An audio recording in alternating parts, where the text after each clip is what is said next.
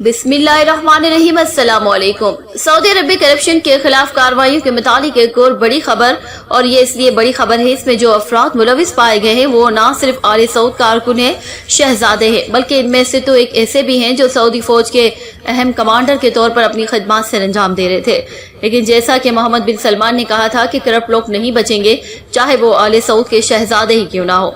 आज जारी होने वाले शाह सलमान के नए हुक्मनामे में यमन के अंदर इत्तेहादी अफवाज के कमांडर लेफ्टिनेंट जनरल फहद बिन तुर्की बिन अब्दुल अजीज को ओहदे से हटा दिया गया है, और उन पर चार्जेस ये था कि उन्होंने मुबैना माली बदउनवानी की है, और उसकी तहकीकात शुरू करने के लिए उनका ट्रायल भी शुरू कर दिया गया है।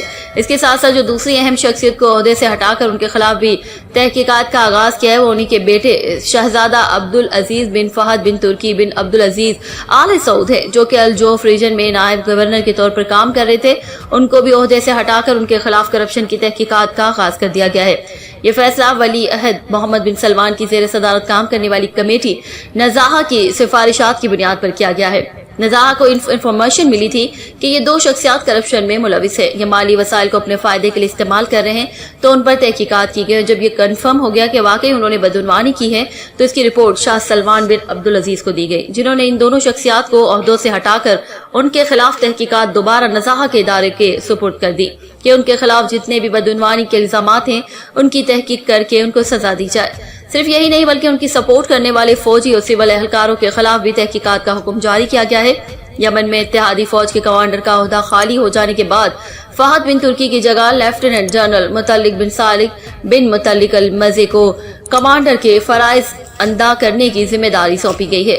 सऊदी शाही खानदान इन दो अफराद के साथ यूसुफ बिन राकान बिन अल हिंदी अल तैयबी, मोहम्मद बिन अब्दुल करीम बिन अल हसन, फैसल बिन अब्दुल रहमान बिन मोहम्मद और मोहम्मद बिन आली बिन मोहम्मद बिन अल खलीफा भी शामिल हैं। इन लोगों ने भी इनकी मुआवनत की थी इनकी इस बदउनवानी में।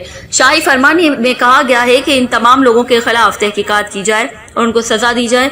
याद रहे कि सऊदी शाही खानदान ने जो चंद अर्सा पहले कानून पास किया था, उनमें से ये भी कहा गया था कि मुल्क को नुकसान पहुंचाने वाले हर करप्ट लोगों की खिलाफ तहकीकात होंगी और उन्हें 10 साल कैद की सजा भी सुनाई जा सकती है। इसके अलावा जितनी भी रकम उन्होंने करप्शन में खुर्द की वो भी उनको अदा करना होगी। इससे पहले भी सऊदी शाही खानदान की बड़ी बड़ी शख्सियात रियाज में कैद रही, उन्होंने फिर डील की, मोहम्मद बिन सलमान के साथ पैसा वापस किया और रिहाई मुमकिन हो सकी। अब ना सिर्फ सऊदी अरब में लोअर लेवल पर बल्कि अपर लेवल पर भी की जाने वाली करप्शन पर सख्त इकदामात ना सिर्फ ऐलान किया जाता है, बल्कि अमलन उस पर कार्रवाई भी की जाती है, ताकि इन तमाम करप्ट लोगों का एहतसाब किया जा सके जो मुल्क और कौम का नुकसान कर रहे हैं। बहरकैफ के एक बहुत बड़ा फैसला था कि यमन के अंदर जो कमांड कर रहे थे उनको ओहदे से हटाना और फिर उनके खिलाफ तहकीकात का हुक्म जारी करना। ये जंग के लिहाज से सऊदी अरब को बहुत मुतासिर कर सकता है, लेकिन जब करप्शन के खिलाफ तहकीकात को सबसे ज्यादा अहमियत दी जाए तो उस वक्त मुल्क जरूर तरक्की करता है, और जब करप्ट अनासिर को करार वाकई सजा दी जाए तो फिर दूसरों के लिए भी वो निशाने इबरत बनते हैं, और फिर वो लोग भी करप्शन करने से पहले सोचते हैं कि मुझसे बड़ा तो बच्चा नहीं, हम भी करप्शन करके नहीं बचेंगे। इस वीडियो के मुतालिक अपनी राय कमेंट बॉक्स में जरूर दीजिएगा। जज़ाकल्लाह।